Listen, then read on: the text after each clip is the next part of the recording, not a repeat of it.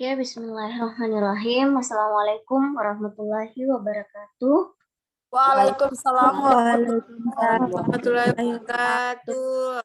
Jadi materinya tentang analisis gas darah, di mana penyakitnya nanti untuk menentukan apakah dia asidosis ataupun alkalosis. Seperti itu. Ibaratnya kan kalau pemeriksaan gula untuk mengetahui diabetes mellitusnya. Nah, kalau ini analisis gas darah untuk mengetahui status asam dan basa di dalam tubuh seseorang. Dengan hasilnya nanti itu dikatakan asidosis dengan alkalosis seperti itu. Nah, seperti mungkin tampilan slide-nya kalian lihat di sini.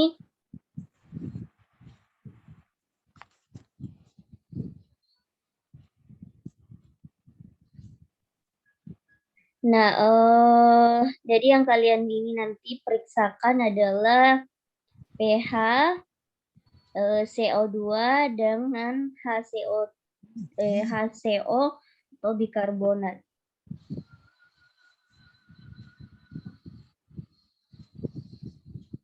Nah, di sini kalian bisa lihat asidosis merupakan kondisi ketika kadar asam yang tinggi, sedangkan alkalosis merupakan kondisi banyaknya basa atau alkali di dalam darah. Jadi maksudnya yang dikatakan asidosis kalau kelebihan kadar asam, sedangkan kebalikan dari alkalosis atau alkali itu kan basa. Berarti dia kelebihan basa. Asi kan kalau kalian mau tidak lupa, saya mudah mengingatnya, kalian ingat saya berdasarkan antara ASI, berarti dia kelebihan asam, alkali itu basa, berarti dia kelebihan basa. Nah, rumus tersebut diterapkan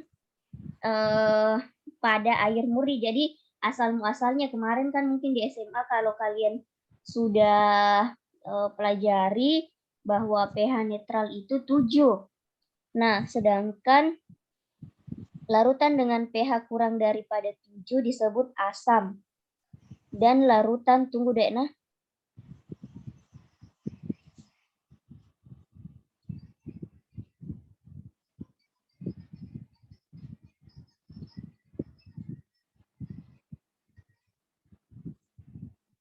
Jadi kalian lihat di sini kalau misalnya larutan pH-nya kurang dari 7 berarti mulai dari 1, 2, 3, 4, 5, 6 disebut bersifat asam.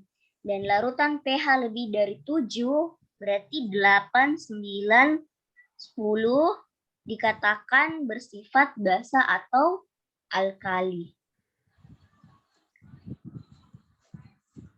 Nah, ini mungkin nanti tunggu deh, nah.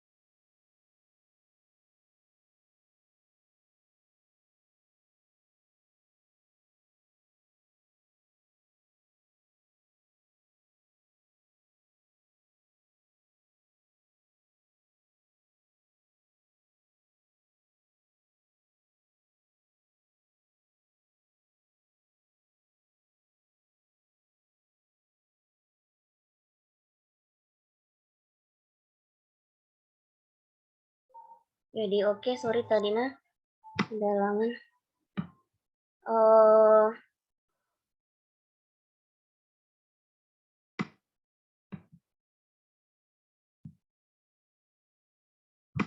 Jadi tadi sudah ini kita bisa lihat untuk jenis-jenis penyakit. Mengapa sih perlu dilakukan pemeriksaan analisis gas darah? Jadi flashback kembali deh, untuk pemeriksaan analisis gas darah ini menggunakan sampel darah arteri. Saya kira kemarin kan sudah diberikan di materi kuliah flebotomi. Di materi kuliah flebotomi kan ada di 3 jenis sampel, darah kapiler, darah vena, dan darah arteri. Nah, untuk rata-rata yang paling banyak jenis pemeriksaan yang dilakukan kan darah vena. Misalnya pemeriksaan protein, asam urat, gula darah, dan lain-lainnya. Nah, sedangkan untuk pemeriksaan analisis gas darah menggunakan sampel darah arteri. Kalau urutannya kan yang di permukaan itu yang pertama adalah darah kapiler, dia bentuknya serabut. Nah, kemudian setelah darah kapiler ada darah vena. Nah, ini yang paling sering kalian lakukan pengambilannya. Kemudian di bawahnya darah vena adalah darah arteri, di mana struktur daripada darah arteri ini dekat dengan sistem persarafan, lebih dekat dengan sistem persarafan dan jaringan tulang. Nah, untuk kompetensi pengambilan darah untuk analisis gas darah sendiri sih sebenarnya sangat sensitif sih untuk dilakukan analis sendiri, butuh pelatihan khusus seperti itu. Artinya walaupun dia lulusan analis dan nantinya kerja di rumah sakit dan punya kompetensi flebotomi, tapi untuk terkait pengambilan darah arteri butuh pelatihan tersendiri lagi seperti itu. Nah, yang kita lakukan sekarang adalah setelah ada sampelnya diperiksa analisis gas darahnya. Nah, di sini kalian bisa lihat, kan tadi saya katakan bilang ada bikarbonat atau HCO3 dan PaCO2 yang diperiksakan. Ada 2 ini untuk mengetahui kemudian pH darahnya. Nah, ini untuk nilai rujukan, Dena.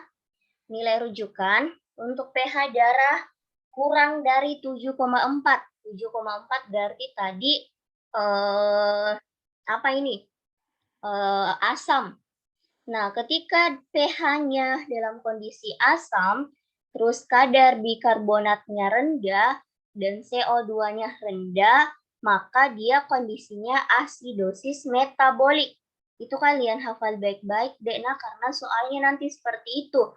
Misalnya soalnya pH-nya asam, terus bikarbonatnya rendah atau HCO3-nya rendah dan PaCO2-nya rendah, maka diagnosisnya adalah asidosis metabolik. Asidosis yang terjadi, kelebihan asam yang terjadi karena status metaboliknya, seperti itu.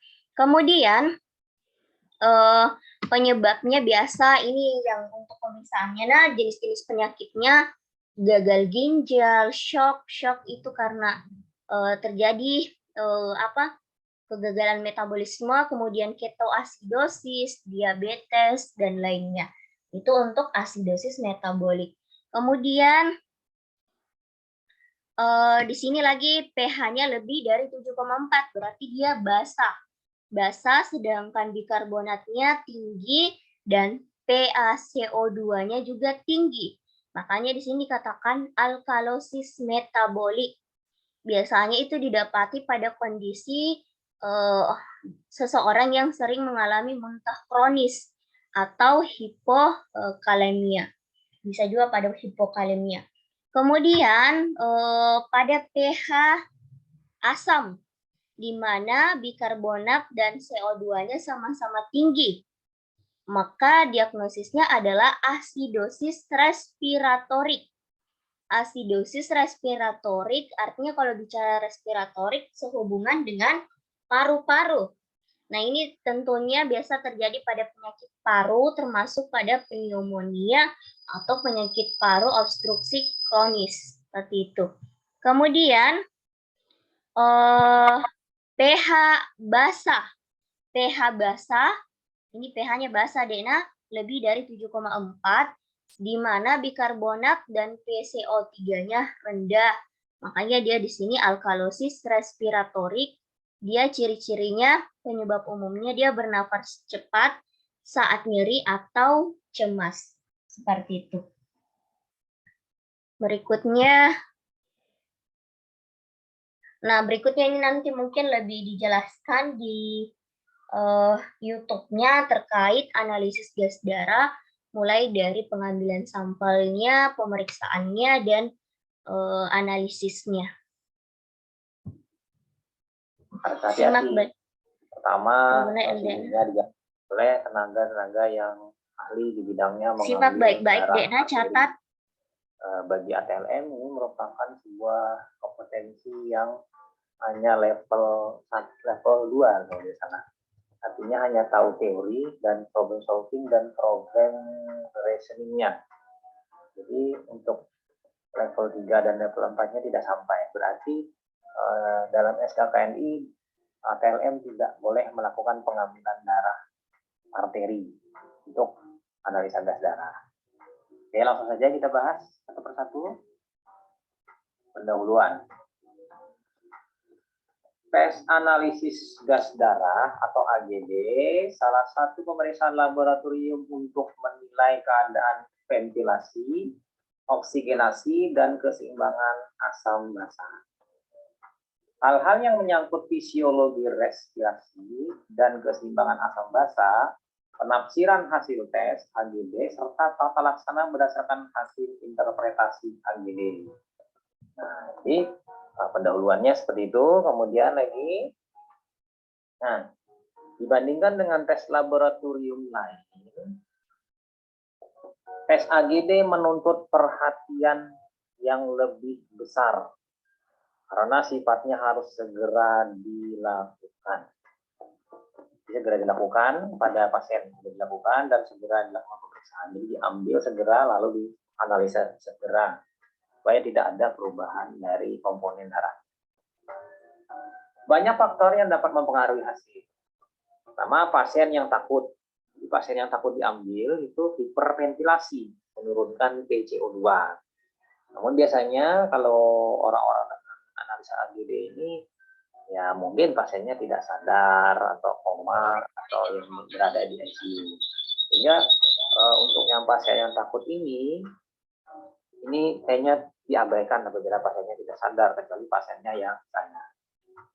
Suhu pasien berpengaruh. Jadi pada saat pengambilan spesimen dicantumkan juga suhu pasien. Semprit plastik, nah ini sempritnya ini, dapat menyerap CO2 dan O2. Jika digunakan semprit plastik, maka pemeriksaan harus dilakukan dalam waktu 10 menit. Begitu diambil, langsung dikerjakan untuk mengurangi efek penyerapan tersebut. Nah, jadi semprit atau sepit atau siring yang dari plastik. Makanya rata-rata sebenarnya menggunakan plastik. Cuma pada kasus AGD ini biasanya menggunakan siring khusus. Siring khusus, tidak menggunakan siring yang pada umumnya dilakukan untuk pengambilan darah vena.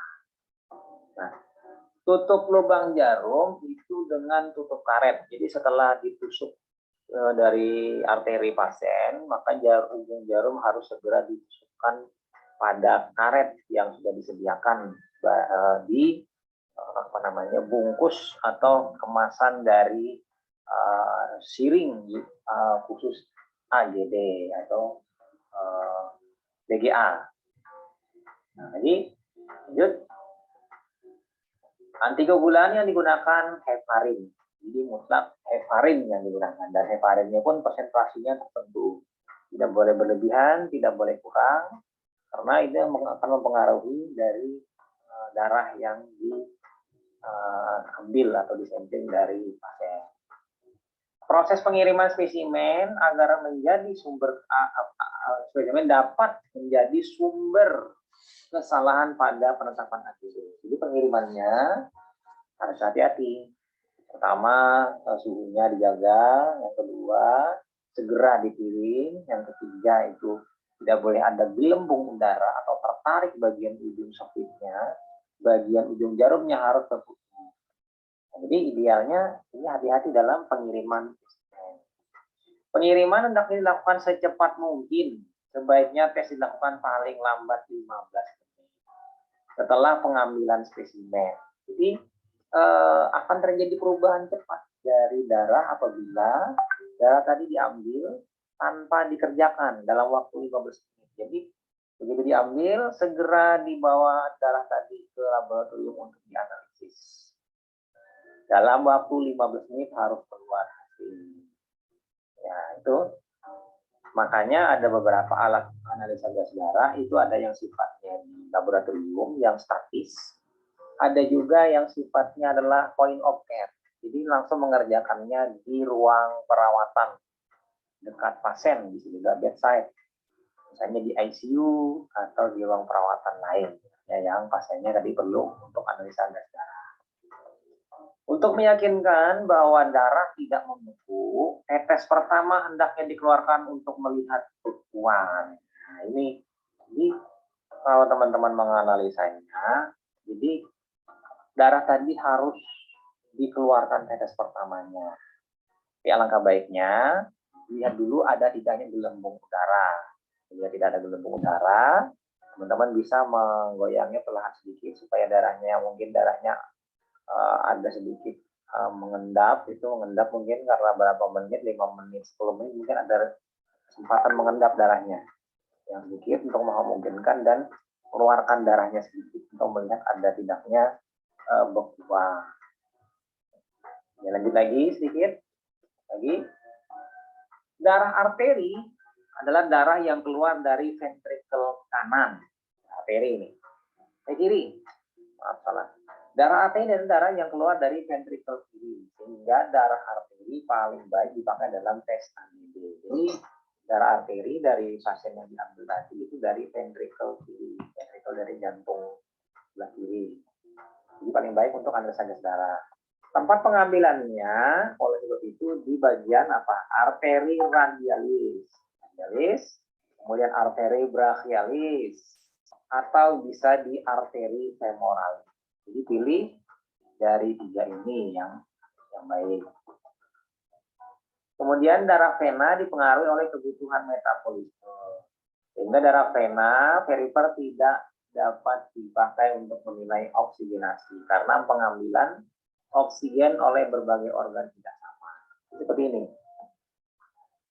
Darah arteri itu dipompa melalui jantung. Yang memompa ventrikel kiri mengeluarkan darah arteri melalui aorta, mungkin melalui arteri besar, arteri kecil sampai arteriol. Nah, ini masih isinya oksigennya bagus, oksigenasinya. Tapi begitu sudah lewat ke kapiler, kemudian masuk ke vena, ini sudah terjadi pertukaran oksigen, CO2, dan perubahan dari darah tadi. Sehingga kurang bagus apabila darah vena yang dipakai. Itu karena ada proses pengambilan oksigen oleh berbagai organ tidak sama. Mungkin organ yang besar atau organ yang perlu oksigenasi besar, dia lebih banyak mengambil oksigen. Akibatnya, bila mengambil di vena, mungkin oksigennya mungkin saturasinya bisa lebih rendah. Lagi, darah kapiler pada pasien dengan perfusi baik akan memberikan hasil yang hampir sama dengan arteri dengan perbedaan pH kurang lebih 1,5 mm/Hg. Nah, ini hanya 1,5 perbedaannya. Kita bisa melihat nanti ada di tabelnya perbandingan 3 spesimen darah pada gas darah. Nah, ini perbandingannya. Ada arteri, ada vena, ada kapiler. Jadi perbedaannya kita bisa melihat di pH-nya 7,4, 7,36, 7,36 antara arteri, vena dengan kapiler. Kemudian VO2-nya jelas arteri yang paling tinggi. Vena dengan kapiler itu sudah turun. PCO2-nya arteri itu rendah, kemudian di vena dengan kapiler naik. Saturasi oksigennya lebih dari 90% di arteri, vena rendah dengan kapiler. HCO3-nya di arteri itu ya tidak ada perbedaan sih HCO3. Biasa eksesnya hampir tidak ada perbedaan. Jadi di sini oksigen dengan CO2-nya lah yang sangat berbeda. Walaupun pH juga ada perbedaan. Oleh sebab itu, maka dipilihlah arteri yang paling terbaik. Kalaupun diambil dari vena, maka menggunakan nilai rujukan dari vena atau kapiler dengan rujukan kapiler. Kalau arteri, arteri. Kita pindah lagi, indikasi AGD. Apa saja indikasinya? Pertama, penilaian keadaan ventilasi dan keseimbangan asam basa, PO2, pH, dan PO2. Ketiga, penilaian keadaan hipoksemia, PO2, HbO2, dan Hb total, dan dishemoglobin. Ketiga, penilaian keadaan oksigenasi jaringan, PaO2 dan saturasi O2. Nah, ini prinsip tes AGD itu pH dalam darah dipertahankan antara 7,4. Jadi pH itu sekitar 7,4 plus minus, naik atau turun. Nah, batas di mana manusia dapat hidup adalah 6,7 sampai dengan 7,9. Nilai idealnya 7,4-an. Apabila 6,7 itu paling terendah pH-nya, 7,9 paling tinggi pH-nya. Jadi tidak jauh dari 7,4. Henderson-Hasselbalch merumuskan faktor-faktor yang berperan dalam penentuan kadar ion H+ ini dalam persamaan. Ini bisa dilihat di sini. H+, KX asam donor H+, basa penerima H+. Atau pH sama dengan PK plus log asam. Jadi dilogkan nanti asamnya dari PK. Kemudian sistem penyangga yang terpenting adalah sistem bikarbonat asam karbonat karena jumlahnya paling tinggi. Baper, karbonat, bikarbonat. Jadi karena itu persamaan di atas dapat dinyatakan dalam bentuk pH sama dengan PK ditambah log HCO3 dan H2CO3. Jadi bikarbonat dan asam karbonat. Makanya di sini PK itu adalah suatu konstanta yang minus 6,1. Ion karbonat itu suatu hasil komponen metabolik. Asam karbonat itu adalah nilainya sama dengan 0,03 kali PCO2. PCO2 merupakan komponen respirator. Persamaan Henderson ini pada dasarnya menggambarkan bahwa pH sama dengan PK ditambah log metabolik per log respiratory. Jadi metabolik per respiratory. Nah, itu contohnya.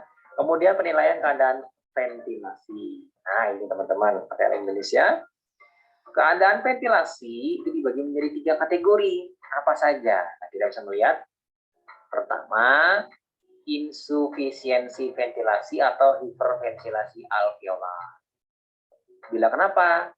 Bila PCO2 kurang dari 30 mm Hg. Rendah dia. Kemudian ventilasi normal itu bila PCO2 antara 30 sampai dengan 50 mm Hg. Nah, yang ketiga ini pasti lebih. Kegagalan ventilasi bila PCO2 lebih dari 50 mm Hg. Nah, di sini PCO2 idealnya 30 sampai 50 mm Hg. Bila kurang, insufisiensi atau hiperventilasi. Bila lebih, itu kegagalan ventilasi. Nah, kita pindah lagi ke selanjutnya, hiperkapnia. Ini cukup peningkatan PCO2 dalam darah.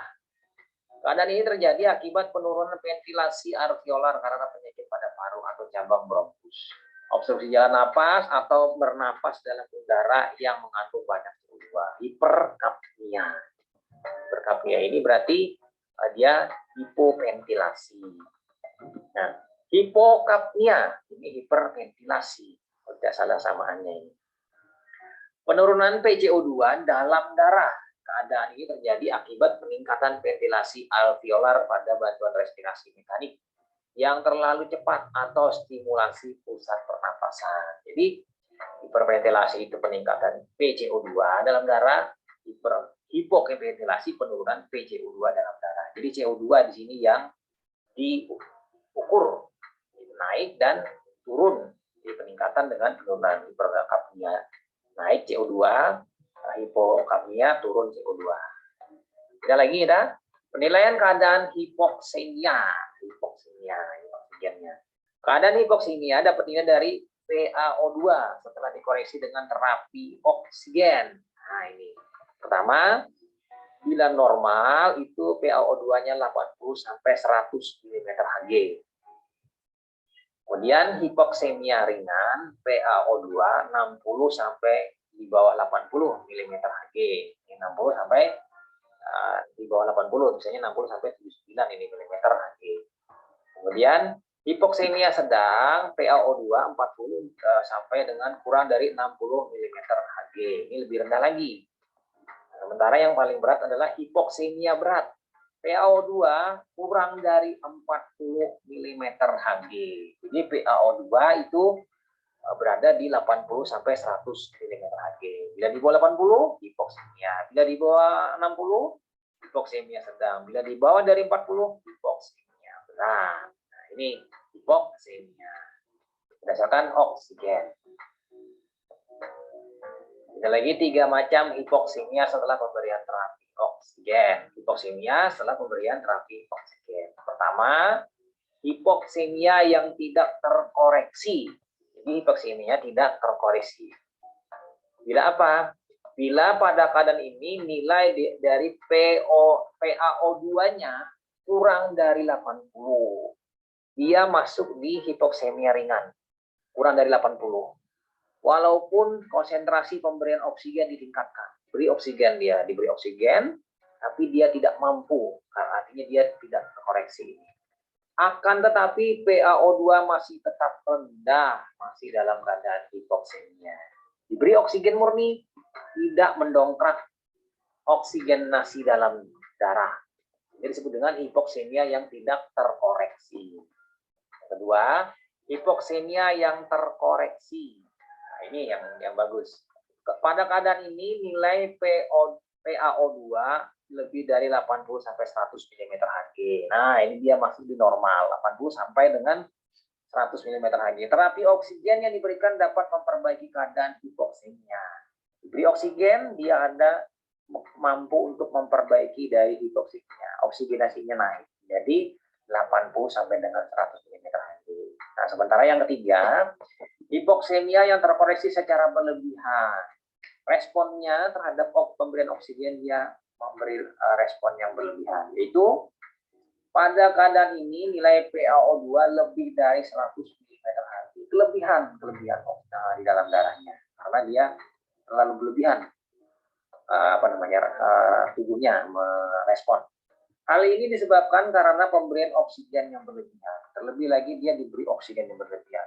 Jadi diberi oksigen si pasien tadi harus juga dikoreksi dengan memeriksa gas darahnya. Apabila sudah berlebihan, sudah di stop. Karena kalau tidak ini akan masuk di yang nomor 3, hipoksemia yang terkoreksi secara berlebihan. Kita pindah lagi. Penilaian keadaan oksigenasi jaringan. Nah, bagaimana dengan oksigenasi jaringan? Peningkatan terhadap oksigenasi jaringan adalah hal yang sangat penting dan tidak dapat dipisahkan dengan penilaian keadaan hipoksemia arteri. Apa itu? Untuk melakukan penilaian oksigenasi jaringan, perlu dilakukan penilaian terhadap kerja jantung dan perfusi perifer. Jantung, perfusi perifer. Diperoleh dari pemeriksaan fisik seperti menilai warna kulit, cek warna kulit pasien, denyut nadi, nadinya, pengisian kapiler, pengukuran tekanan darah, tensi, tekanan nadi, dan produksi urin. Nanti diukur berapa produksi urin. Nah, ini semuanya dilakukan di ruang perawatan, terutama di ICU atau ICCU. Lagi, mekanisme pengangkutan oksigen terdiri atas 3 faktor, yaitu tekanan parsial oksigen arteri,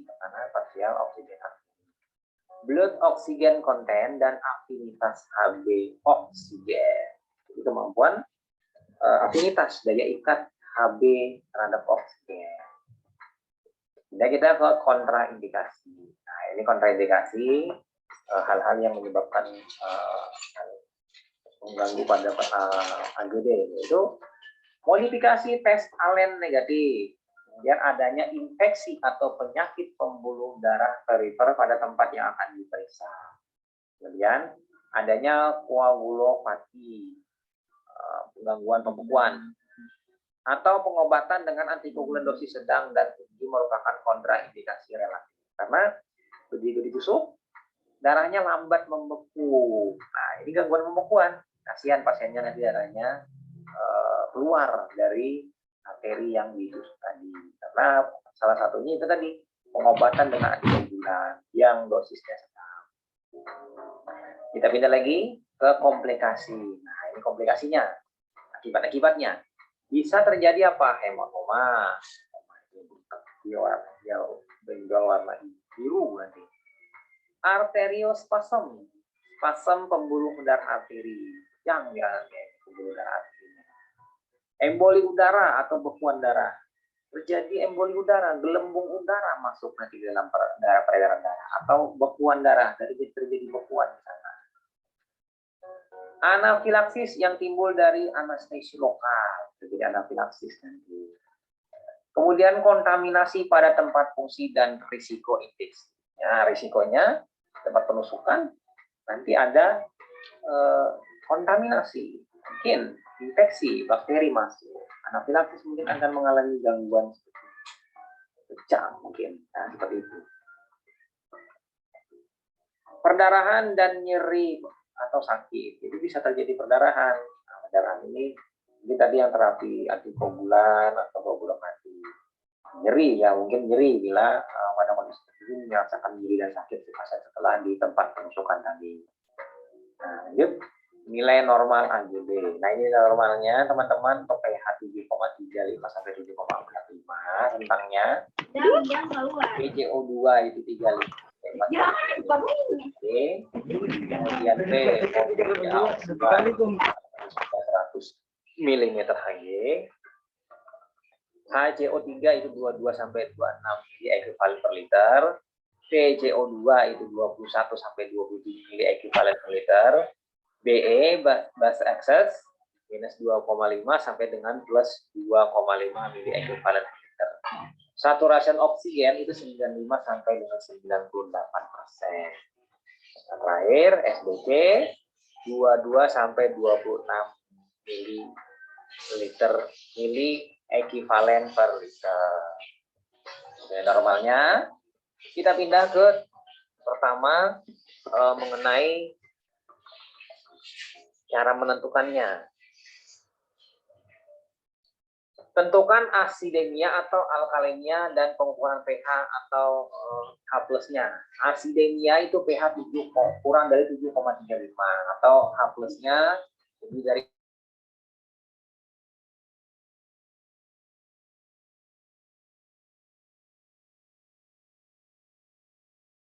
dari 36 nanomol per liter. Jadi bila dia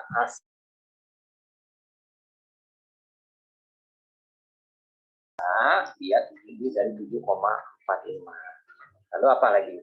Tentukan penyebab asidemia dan alkalemia.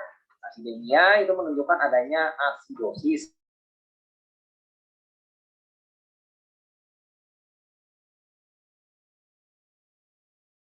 Darahnya itu asam. Kalau alkalemia darahnya itu alkali. Jadi asidosis dan alkalosis. Dengan merujuk PCO2 dan kadar bikarbonat, tentukan penyebab primernya. Kasusnya apakah respiratif atau metabolik. Lihat di PCO2 dan kadar bikarbonat. Nah, ini akan mendapatkan respiratorik atau metabolik penyebab primernya. Nah, ini kita bisa melihat di sini berdasarkan pada gambar itu pH kurang dari 7,5 itu asidosis. Apabila lebih alkalosis 7,45. Apabila PCO2-nya lebih dari 45 itu asidosis. Kalau alkalosis PCO2-nya kurang dari 35. Bikarbonatnya kurang dari 22 itu asidosis, lebih dari 26 itu alkalosis. PCO2 itu melambangkan respiratorik. Sementara HCO3 atau bikarbonat itu melambangkan metabolik. Nah, respiratorik itu kan terkait dengan CO2 yang dilepas atau lepas melalui pernapasan. Sementara bikarbonat ini adalah sebuah ion, itu larut dalam darah, itu adalah metabolik.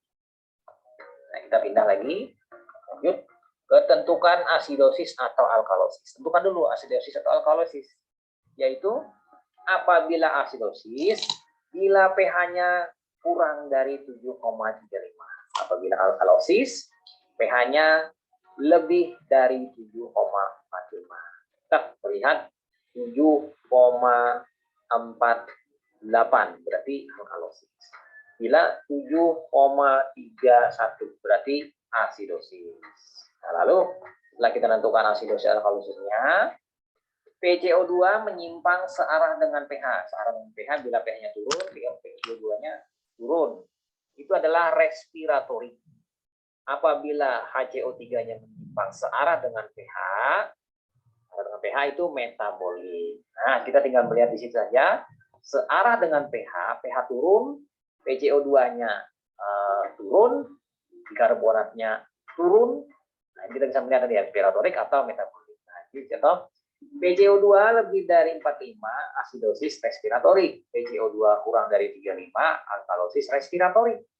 Apabila bikarbonat kurang 22, itu asidosis metabolik. Bikarbonat lebih dari 26, itu adalah alkalosis metabolik. Jadi dibagi dua, ada yang respiratorik, ada yang metabolik. Tapi ada yang asidosis dan ada yang alkalosis. Jadi terbagi pada prinsipnya adalah 4 bagian. Asidosis, alkalosis, maksudnya respiratorik atau kasus metabolik. Nah, kita pindah lagi ke asidosis respiratorik. Adanya hipoventilasi, PCO2 meningkat ditemukan pada kelainan paru, penyakit paru obstruksi menahun atau asma. Kedua, kelainan SSP, susunan saraf pusat, depresi pernapasan atau obat-obatan. Ketiga, kelainan dinding dada, kiposis, skleroderma, muskular distrofi, distrofi otot, miastenia gravis, Guillain-Barré syndrome. Nah, ini nanti untuk yang Guillain-Barré syndrome itu teman-teman cari saja apa itu mengenai masalah ini. Lanjut lagi, sementara di alkalosis respiratorik itu adalah adanya hiperventilasi sehingga PCO2 menurun ditemukan pada ini satu, perangsangan SSP yaitu emosi, aneksiti, tumor. Yang kedua, overdosis salisilat. Salisilat diberi overdosis. Yang ketiga, sepsis dan hipertiroid. Kemudian, asidosis metabolik apa saja terjadi karena apa? Oksidasi lemak bila tidak sempurna, asidosis, diabetes, dan kelaparan. Jadi, asidosis metabolik ini orang dengan diabetes mellitus kemudian melakukan lipolisis, terbentuklah benda-benda keton, lalu pH darah turun. Nah, ini asidosis diabetes atau ketoasidosis nanti, dan kelaparan, starvation, dia kelaparan yang lama sehingga dia mau memecah asam lemak, terbentuklah asam lemak yang menurunkan pH darah. Oksidasi karbohidrat tidak sempurna, asidosis laktat. Kemudian yang ketiga, pengurangan bikarbonat, renal tubular asidosis, dan pada kasus diare. Ini asidosis metabolik. Bagaimana dengan alkalosis metabolik? Terjadi karena apa? Muntah-muntah, HCl lambung meningkat. Nah, alkalosis metabolik ini terjadi karena muntah-muntah, HCl lambung meningkat. Jadi HCl lambung meningkat ini berarti kan ion H+ digeser ke lambung, dan pH darah akan naik. Penggunaan antasid berlebihan. Infus bikarbonat berlebihan, efek aldosteron atau steroid. Nah, ini yang menyebabkan alkalosis metabolik. Nah, itu. Lalu bagaimana? Nah, ini kita bisa melihat jenis gangguan pada tabel berikut ini. Ada jenis gangguan pH, PCO2, bikarbonat, dan basa ekses PE. Dari sini kita bisa melihat ada asidosis respiratorik terbagi menjadi 3, tidak kompensasi, kompensasi sebagian, kompensasi sempurna. Nah, tidak ada kompensasi ini, pH turun, PCO2 naik, bikarbonat normal-normal. Kompensasi sebagian, pH turun, PCO2 naik, bikarbonat dengan basa ekses naik. Kompensasi sempurna, pH normal, PCO2, bikarbonat, BE naik ketiga-tiganya. Sementara di alkalosis respiratorik tidak terkompensasi itu pH naik, kemudian PCO2 turun, bikarbonat BE normal. Kompensasi sebagian, pH naik, PCO2 turun, bikarbonat dan BSSS juga turun.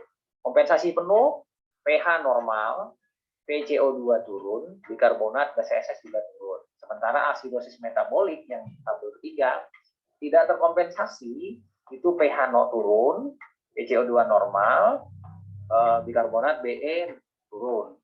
Kompensasi sebagian, pH turun, PCO2, bikarbonat, dan BE juga turun. Jadi keempat-empatnya turun. Kompensasi sempurna itu pH normal, PCO2, bikarbonat, BE itu turun ketiga-tiganya. Nah, yang terakhir, alkalosis metabolik tidak terkompensasi, itu pH naik, PCO2 normal, pH bikarbonat dan BE naik. Kompensasi sebagian, pH naik, semuanya naik. Nah, jadi pH naik, PCO2 naik, bikarbonat naik, BE naik. Kompensasi sempurna, maka pH itu normal. PCO2 naik, bikarbonat naik, BE naik. Jadi kalau maksudnya di sini kita dapat menyimpulkan bila kompensasinya sempurna, itu pH-nya akan normal. Jadi pH itu akan kembali ke pH fisiologis. Nah, seperti itu. Tabel-tabelnya yang terbagi menjadi 4. Kita pindah lagi. Nah, tabel 224. Ini respon kompensatorik yang akan terjadi pada gangguan asam basa kriminal. Nah, ini gangguannya asidosis metabolik, respon diharapkan adalah untuk setiap penurunan bikarbonat 1 ml PCO2 menurun 1 sampai 2 mm Hg. Kemungkinan gangguan campuran penurunan PCO2 perkiraan lebih dari tumpang tindih alkalosis respiratorik dan alkalosis metabolik. Jadi di sini ada asidosis metabolik, alkalosis metabolik, asidosis respiratorik akut dan kronis, dan alkalosis respiratorik akut dan kronis. Jadi berdasarkan tabel ini teman-teman bisa melihat respon yang diharapkan apa, kemungkinan gangguan campurannya apa. Nah, ini ada sebanyak 4 bagian, yang mana di asidosis respiratorik dan alkalosis respiratorik itu terbagi menjadi 2, yang akut dan kronis. Nah, ini bisa teman-teman melihat, menyimak, dan mempelajarinya berdasarkan tabel ini. Kita pindah lagi, masuk ke contoh kasus. Nah, ini contoh kasus teman-teman. pH 7,117, PCO2 62, kemudian bikarbonatnya itu 19,8. Jadi ini apa kasusnya? Kemudian BE-nya itu minus 89, NA-nya itu 129,7, CL-nya 1,116. Jadi kalau melihat kasus ini, pertama kita melihat asidosis dulu. Asidosis, sementara dia PCO2-nya itu tidak searah dia. PCO2-nya lebih dari 45. Jadi ini adalah apa ini? Asidosis respiratorik, ya kan? Nah, bagaimana dengan yang kasus kedua? Jika teman-teman melihat dari pH, PCO2 dan bikarbonat. Nah, sementara kita lihat lagi kasus ketiga itu pH 6,93, PCO2-nya 41, bikarbonatnya 8,6. Jadi teman-teman bisa menyimpulkan sendiri. Nah, ini nomor 4, pH-nya 7,17, PCO2-nya 66, bikarbonatnya 23,3. Nah, ini sama masih. Jadi kalau misalnya pH-nya di bawah dari 7,35 itu adalah asidosis. Jadi tinggal menentukan nanti respiratorik atau metabolik. Kita ke kasus nomor 5. Nah, ini pH-nya lebih. Berarti ini alkalosis. Lihat PCO2-nya, bikarbonatnya berapa? PCO2-nya berapa, teman-teman? 31. Berarti kan 31 ini dia di bawah. Jadi di sini adalah alkalosis respiratorik. Nah, ini pH nomor 6 lagi. Ini asidosis lagi. Kita bisa melihat di PCO2 bikarbonatnya. Kasus selanjutnya nomor 7. pH-nya 7,19. Ini asidosis. Ini 8,7123. Ini asidosis. Tinggal tentukan metabolik atau respiratorik dari PCO2 dan bikarbonat. Ya, teman-teman nanti membaca satu persatu yang mana kasusnya, respiratorik atau bikarbonat. Metabolik dengan respiratorik. Nah, yang terakhir ini adalah kasusnya pH 7,596. Alkalosis, apakah respiratorik atau kasusnya metabolik. Kita bisa melihat di sini.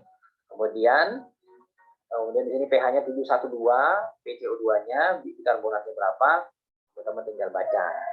Cocokkan nanti dengan kasusnya respiratorik atau metabolik. Nah, itu saja teman-teman mengenai analisa gas darah. Jangan lupa. Dek, nanti videonya dilihat yang angka 1 sampai angka 10, nah yang slide apa? Yang video detik terakhir yang soal ini. Yang ini tadi 1, 2, 3, 4, 5, 6, 7 sampai 10 ya. Nah, kalian nanti tulis itu, tentukan dia asidosis atau alkalosis. Saya kira sebagian sudah dijawab, tapi kalian tetap tentukan dia asidosis alkaloid, asidosis metabolik atau respiratorik, ataupun alkalosis metabolik ataupun respiratorik, seperti itu berdasarkan dari pH, PCO2-nya dan bikarbonatnya, seperti itu. Nah, inti daripada yang pembahasan tadi ini terkait dengan tata cara pengambilan darah arteri. Kenapa mesti menggunakan darah arteri, kenapa tidak darah vena. Terus mengenai kompetensi juga sedikit dibahas, bahwa kompetensi untuk pengambilan darah arteri di sini sebenarnya lebih difokuskan kepada seorang dokter. Untuk ATLM, pertanyaannya bisa atau tidak, sebenarnya untuk teknik pelaksanaan di lapangan sih ada beberapa ATLM yang melakukan pengambilan darah arteri. Namun ini juga butuh pendampingan dari dokter atau ahlinya, seperti itu. Tidak serta-merta bahwa semua ATLM bisa melakukan pengambilan darah, bahkan untuk dari segi kompetensinya sebenarnya tidak seperti itu. Nah, tapi terkait untuk pemeriksaannya, nah di situ tugasnya ATLM, artinya memeriksa spesimennya. ATLM lah yang berperan di sini. ATLM lah yang memeriksakan kadar pH-nya, PCO2-nya, dan bikarbonatnya, seperti itu. Nah, itu pertama. Kemudian tadi sudah dijelaskan bahwa pengambilan darah arteri memang betul-betul menggambarkan kondisi analisis gas darah. Beda halnya kalau untuk darah vena. Kenapa darah vena? Karena konsentrasi kadar oksigen atau analisis gas darah pada darah vena itu beda-beda pada setiap organ. Artinya kalau saya ambil di bagian lengan, beda saya ketika ambil misalnya di bagian daerah lain.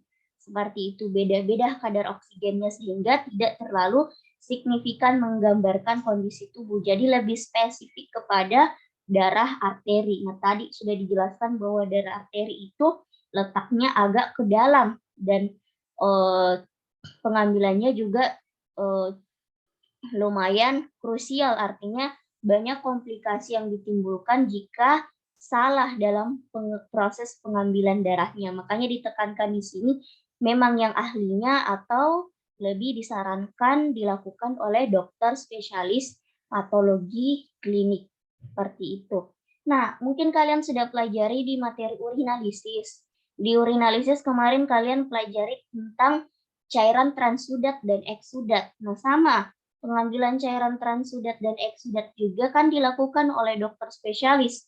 Artinya ATLM di sini tidak diberikan kompetensi untuk melakukan pengambilan cairan eksudat dan transudat dan eksudat, tetapi untuk pemeriksaannya sendiri ATLM di sini yang berperan. ATLM yang berperan menganalisis komponen-komponen apa yang terkandung di dalam spesimen tersebut, seperti itu. Kemudian di slide di video ini nanti kalian simak kembali lagi nanti, bahwa di slide ini dijelaskan parameter, artinya kalian ketika sudah dapat sampel darahnya, sampel darah arterinya, oh ternyata yang mau diperiksa itu adalah PCO2 dan bikarbonat serta pH-nya. Nah, untuk menentukan dia asidosis atau alkalosis, serta menentukan jenisnya apakah metabolik atau respiratorik. Intinya sih lebih kepada, kalau metabolisme kan lebih kepada gangguan metabolisme. Artinya gangguan keseimbangan asam dan basa karena gangguan metabolisme. Itu kalau metabolik. Sedangkan untuk respiratorik, gangguan keseimbangan asam dan basa yang diakibatkan oleh kelainan yang berhubungan dengan paru-paru seperti itu.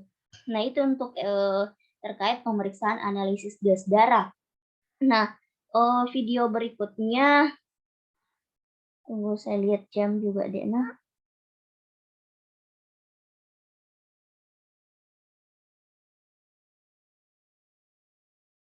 Nah, untuk terkait kasusnya atau gejalanya, kalian nanti bisa disimak di video berikutnya karena masih ada video berikutnya nanti, Dek. Nah,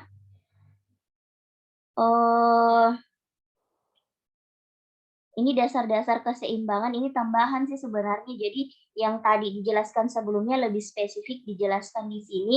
Kalian bisa lihat videonya secara langsung. Kemudian ini cara kerja pemeriksaan analisis gas darah yang kalian lakukan nanti di laboratorium seperti apa, mekanismenya nanti kalian bisa lihat videonya. Kemudian untuk video berikutnya menjelaskan tentang konsep asam basa, kenapa sih, apa sih yang dikatakan dengan keseimbangan dan asam dan basa. Mungkin kalau kalian waktu di SMA ingat pelajaran SMA-nya deh. Nah, kalau saya tidak salah keseimbangan asam dan basa itu ada di kelas 3 SMA ya. Seperti itu. Jadi perhitungannya bagaimana sehingga mendapatkan kondisi alkalosis dan asidosis itu seperti apa. Terus kondisinya di dalam tubuh bentuknya seperti apa, mekanismenya seperti apa, di video ini juga dijelaskan. Jadi kurang lebih gambarannya seperti itu. Jadi intinya sih sebenarnya yang kalian lakukan adalah, artinya dokter melakukan pengambilan spesimen, setelah spesimennya ada, langsung ditangani oleh ATLM untuk diperiksa kadar HCO3 atau bikarbonatnya dan PCO2-nya. Seperti itu, serta pH darahnya untuk menentukan status asidosis dan alkalolisisnya. Nah, pertanyaannya di sini sedikit dibahas bahwa kalian juga sedikit tahu kenapa sih bisa terjadi asidosis dan kenapa sih bisa terjadi alkalosis. Sebaliknya juga kenapa bisa dikatakan metabolik dan respiratorik seperti itu. Jadi kalian tahu mekanismenya. Artinya kan kita tidak serta-merta bahwa kita periksa saja sampelnya sudah sekedar tahu asidosis metabolik, tapi kita tidak tahu teorinya bahwa oh ternyata asidosis metabolik ini kondisi tubuh pasien yaitu asamnya terlalu tinggi akibat terjadi masalah pada status metabolismenya seperti itu. Artinya ada ilmunya toh seperti itu.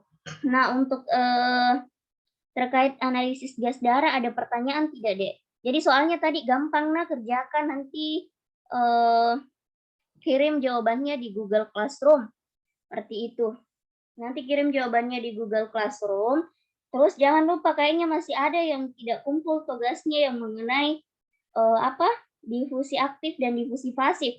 Ingat nah, saya mulai semester ini tidak terlalu aktif lagi konfirmasi kalian yang tidak kumpul tugas ya terserah. Tidak kumpul tugas, tidak ada nilai, saya tidak konfirmasi lagi nah. Kayak semester kemarin karena kalian juga sudah semester di atas. Jadi saya kira untuk mengingatkan itu bukan lagi hal yang perlu diingatkan seperti itu. Jadi ingat tugasnya, cek tugas yang tidak dikumpul. Saya tidak mengingatkan lagi pada saat proses pengambilan nilai. Seperti itu. Jadi ingat tugasnya kalau misalnya nanti nilainya rendah berarti ada tugas yang tidak dikumpulkan. Jadi untuk tugasnya yang mengenai difusi dan catatan perkuliahan kemarin, jangan lupa untuk dikumpulkan. Cek Google Classroom-nya. Apakah kalian sudah mengumpulkan atau tidak. Seperti itu. Kemudian tugas terakhir mengenai analisis gas darah. Tugas terakhir mengenai analisis gas darah tadi itu 1 sampai 10. Kalian tentukan dia asidosis metabolik atau asidosis kah atau alkalosis kah, metabolika atau respiratorik seperti itu. Paham, Dek? Paham, Ibu. Oke. Nanti kalian lanjutkan tonton video berikutnya. Nah, kurang lebih untuk analisis gas darah seperti itu, terutama untuk pemeriksaannya di laboratorium juga sudah dicontohkan di video YouTube-nya. Dan insya Allah dilakukan. Saya tidak tahu kalau untuk praktikum ini karena kan kompetensinya analis tidak disarankan. Mungkin sedikit, jadi kalian lebih berfokus nanti menyimak lebih ke teorinya seperti itu. Entah mungkin nanti di laboratorium menggunakan sampel darah vena, tapi intinya ingat, sampel darah vena sebenarnya tidak dianjurkan. Kenapa? Karena tidak menggambarkan kondisi asam dan basa yang sebenarnya, terutama untuk kadar oksigennya seperti itu. Jadi lebih ke vena, tapi saya tidak tahu kalau untuk praktikum nanti apakah menggunakan sampel darah arteri atau sampel darah vena, tapi kayaknya vena seperti itu. Cuman sekedar memberikan gambaran, oh begini pemeriksaan analisis gas darah. Oke, jangan lupa tugasnya Dekna, saya nanti share ininya. Tolong untuk PJ jangan lupa dokumentasi sama absen temannya. Oke, sekian. Assalamualaikum warahmatullahi wabarakatuh. Waalaikumsalam warahmatullahi wabarakatuh. warahmatullahi wabarakatuh.